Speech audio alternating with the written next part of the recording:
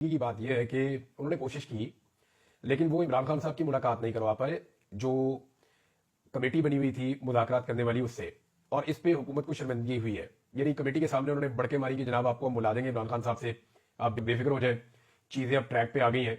लेकिन वो नहीं मिलवा पाए। और उस पर अब हुकूमती कमेटी को शर्मिंदगी भी है। अब अगली जब मुलाकात होगी तो वहां पर हुकूमती कमेटी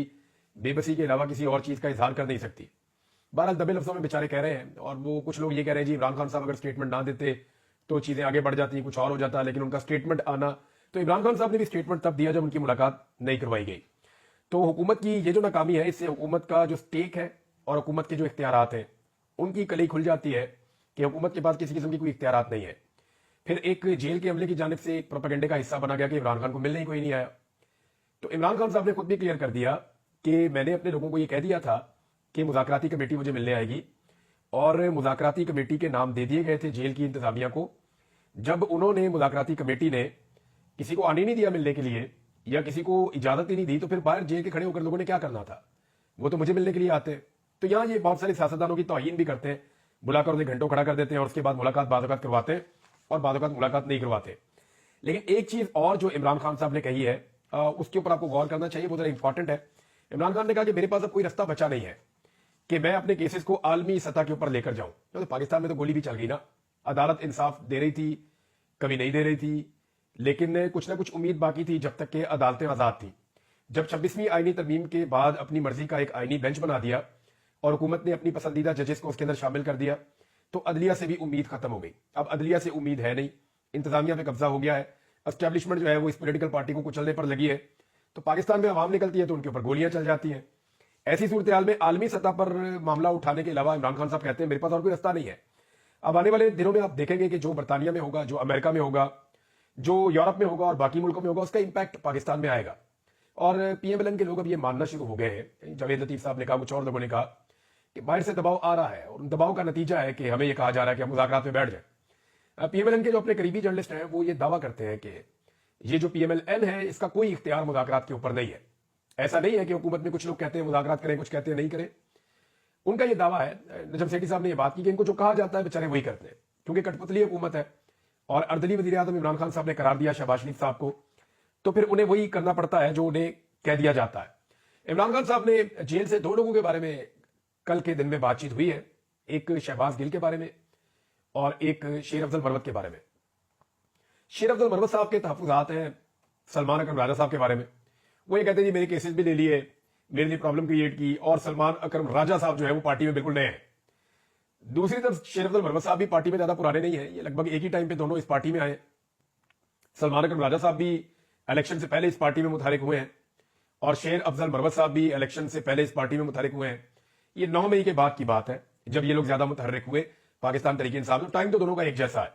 लेकिन साकिब बशीर साहब ने खबर दी है और वो ये बताते हैं कि उनके बकौल इमरान खान ने कहा कि शेर अफजल मरवत को शो काज नोटिस जारी किया जाए जो उन्होंने सलमान अकरम राजा से मुताल्लिक बात की है। और अलीमा खान साहब ने कहा कि इमरान खान ने सलमान अकरम राजा को अपॉइंट किया है, उन्होंने वही कहना है जो इमरान खान उन्हें कहेगा। अब आप आ जाए दूसरा बंदा जिसके बारे में इमरान खान साहब ने जेल से बात की है, तो अपनी एहलिया के बारे में उन्होंने बड़ा एक स्टेटमेंट जारी भी किया इमरान खान साहब ने अपने ट्विटर अकाउंट के ऊपर। तो आजकल शहबाज गिल साहब पे बड़ा अटैक हो रहा है पाकिस्तान में, और डिफरेंट तरफ से अटैक होता है। पाकिस्तान की मीडिया को भी उनसे शिकवे शिकायतें हैं, वो वहां से भी अटैक हो जाता है। कभी उनके खिलाफ कोई औरत कार्ड आ जाता है, कभी उनकी जबान को लेकर उनके ऊपर अटैक आ जाता है, कभी लोग कहते हैं वो पाकिस्तान से बाहर क्यों है, कभी कोई उन पर इल्जाम लगाता है कि किसी मखसूस जर्नैल ने उन्हें पाकिस्तान से बाहर भिजवाया था। अब वो शहबाज गिल साहब रोजाना पूछते हैं जर्नैल का ना ही दस दो, तो कोई बंदा नाम लेने को भी तैयार नहीं है। तो शहबाज गिल साहब जो है उनके ऊपर बहुत ज्यादा अटैक हो रहा था, और अटैक होने की एक रीजन समझ भी आती है कि शहबाज गिल उन चंद लोगों में से एक है जिनके बाहर जाने से पाकिस्तान तरीके इंसाफ और ओवरसीज पाकिस्तानी ज्यादा मुतहर्रिक हुए वहां पे, और इन्होंने हर एक के साथ राब्ता रखा हुआ है। एक बड़ी जबरदस्त कोऑर्डिनेशन बनाई हुई है शहबाज गिल ने, और वो कुछ एक्टिविटीज करते रहते हैं, कभी अमेरिकन को मिलते हैं, कभी यूरोपियंस को मिलते हैं, और बहुत तेजी से उन्होंने दौरे भी किए, यूरोप भी गए, इंग्लैंड भी गए, अमेरिका भी गए, हर जगह पे वो आपको दिखाई भी देते हैं। और दूसरा शहबाज गिल जो है वो क्योंकि अमेरिका में पहले रहे, वो उनके मजाज भी समझते हैं वहां के लोगों के, तो उन्होंने वहां के लोगों को उनकी जबान में काफी कुछ समझाया कि एक्चुअली इमरान खान के साथ पाकिस्तान में हो क्या रहा है, और पाकिस्तान में इंसानी हकूक की खिलाफ वर्जियों पे मामला कहां पहुंचे हैं। तो ओवरसीज पाकिस्तानियों को एक वॉइस और मिल गई, और एक नाम आप नहीं भूल सकते, वो है डॉक्टर मोहित पीरजादा का। डॉक्टर मोहित पीरजादा के ऊपर गुज़िश्ता चंद दिनों से अटैक हुआ, और अब आप देखेंगे आने वाले दिनों में डॉक्टर मोहित पीरजादा पे और शहबाज गिल पे मजीद फोकस करके अटैक किया जाएगा। उसकी वजह यह है कि ये दोनों लोग जो हैं ان کا باہر موجود ہونا اور اوورسیز پاکستانیوں سے سب سے رابطے میں ہونا, ہر گروپ کے ساتھ متحرک ہونا, یہ ان ساری چیزوں کو تیز کرتا ہے جس کو پاکستان کے اندر یہ نظام سلو کرنا چاہتا ہے. اور انہیں یہ لگتا ہے کہ یہ لوگ افیکٹو ہیں, یہ کافی افیکٹو لوگ ہیں اور ان کی ایکٹیویٹی جو ہے اس سے اثر پڑتا ہے. ابھی جو کچھ ایکٹیویٹیز ہونے جا رہی ہیں اور جو ہوئی ہیں حال ہی میں, ان میں ڈاکٹر محیط پیرزادہ کا نام آپ نکال نہیں سکتے, وہ بھی ان چیزوں پہ کام کر رہے ہیں. اس کے علاوہ جو ہے وہ ڈاکٹر شہباز گل کی عمران خان صاحب نے تعریف کی اس برے وقت میں جب ان کے اوپر اٹیک ہو رہا ہے, تو عمران خان نے کہا کہ شہباز گل میرا وفادار ساتھی ہے, اور شہباز گل کے اوپر پورے اعتماد کا اظہار کیا عمران خان صاحب نے جیل سے اسٹیٹمنٹ دیتے ہوئے. تو چلے شہباز گل صاحب کا تو کافی کمپنسیشن ہو گیا, ان کی ایک پارٹی ہے, ان کی پارٹی کا لیڈر ہے, اور ان کی ایفرٹ کو اگر وہ یہ کہہ رہا ہے کہ وہ بہترین ایفرٹ ہے. اور عمران خان صاحب نے میری اطلاع کے مطابق چند دن پہلے شہباز گل کو جیل سے ایک پیغام بھی بھجوایا تھا, اور اس پیغام پہ اس وقت شہباز گل کام کر رہے ہیں. آپ کو آنے والے دنوں میں کچھ ڈیولپمنٹس نظر آئیں گی. ریمیٹنسز کے بارے میں حکومت کے لیے اچھی خبر یہ ہے کہ دسمبر کے مہینے میں, کیونکہ عمران خان صاحب نے دسمبر کے مہینے میں فارن ریمیٹنسز جو اوورسیز پاکستانی پیسہ پاکستان میں بھیجتے ہیں, اوورسیز پاکستانیوں سے کہا تھا کہ آپ پیسہ پاکستان میں نہ بھیجیں یا پیسہ کم بھیجیں.